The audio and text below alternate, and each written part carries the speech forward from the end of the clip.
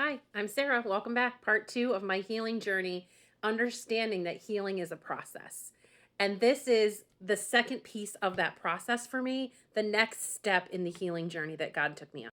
So, after God got my attention and said, stop chasing answers, stop chasing doctors, stop chasing everything that you can in your own wisdom and strength, and look at me.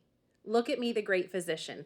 And God started to work in my heart. God started to work in my mind and my habits and things like that. The next step was okay, now that I'm renewing you in all of these ways, now it's time for you to feel better. And this is when he brought me to of my first counselor that I went to. I didn't think I needed to be there.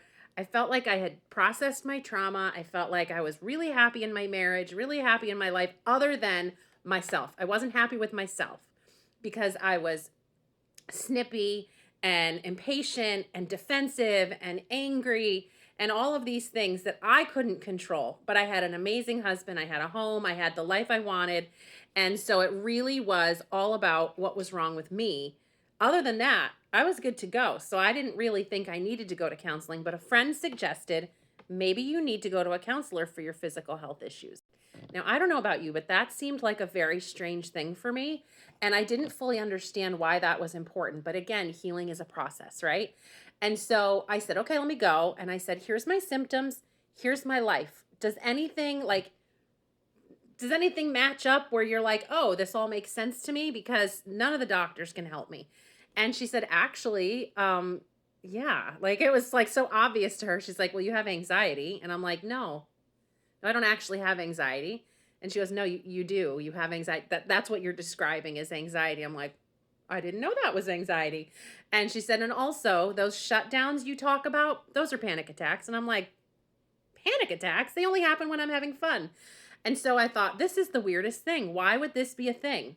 Okay. So one visit, I walk out, and I don't know if you've ever experienced it where you just know the truth, like something has been verified, you feel vindicated, you feel seen, you feel heard, and all of a sudden you feel lighter emotionally and like the weight has been lifted off some. That's how I walked out of there feeling. I didn't have any answers on how to move forward, to change anything, fix anything. I had no idea. And then a couple weeks later, a friend reached out and she said, I think I know what's wrong with you. I think you have sympathetic dominance. And I'm like, sympathetic dominance? What's that? And she said, that's when your body is stuck in a state of chronic fight or flight. And I'm like, well, I don't know what that is, but everything within me just said yes to that. Like God was confirming in my soul, yes, that's what you're dealing with.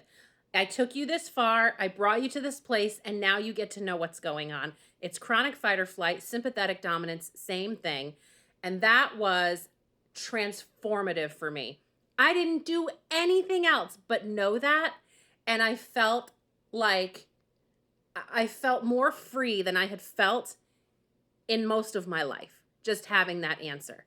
And so sometimes God has to take us on this path because it's a process of transforming things we don't understand that we need transformed to get us to this place where he can now say, now you are able to receive the information that you need to move forward. You weren't ready yet. Now you're ready. That was transition place number 2. Come back for part 3 to hear the next one.